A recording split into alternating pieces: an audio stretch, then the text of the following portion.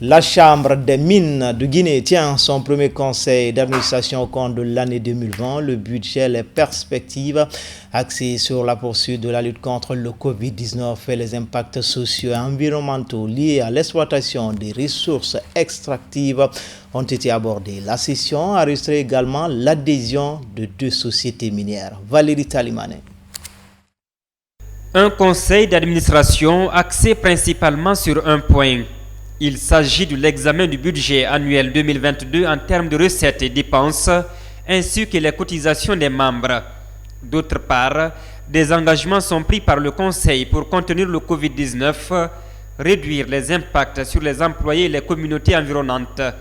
Ainsi, 2022 semble être l'année de grands défis pour la Chambre des mines. L'année en cours va être une année très critique pour nous, dans la mesure où, premièrement, il faut continuer à veiller sur le cadre institutionnel et réglementaire.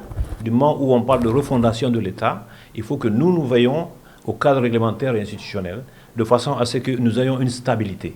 En dehors de la stabilité qui est donnée dans le cadre de nos conventions respectives, nous avons besoin d'une stabilité macroéconomique, nous avons besoin d'une stabilité politique et sociale, de façon à ce que nous puissions continuer nos activités dans la paix. L'autre élément qu'on va continuer, évidemment, à examiner de très près, c'est la lutte contre la pandémie. Attentive aux besoins des sociétés minières du pays, la Chambre des mines de Guinée a engagé des mesures qui ont conforté et sécurisé les investissements.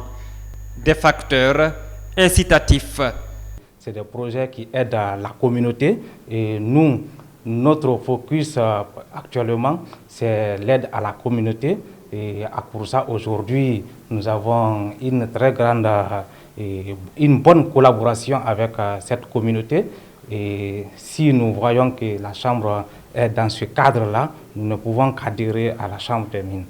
Une mise en œuvre des programmes de gestion des effets cumulatifs des impacts environnementaux est envisagée, ce qui devra permettre la restauration du couvert végétal pour minimiser les effets de l'exploitation des mines, notamment dans la région de Bokeh.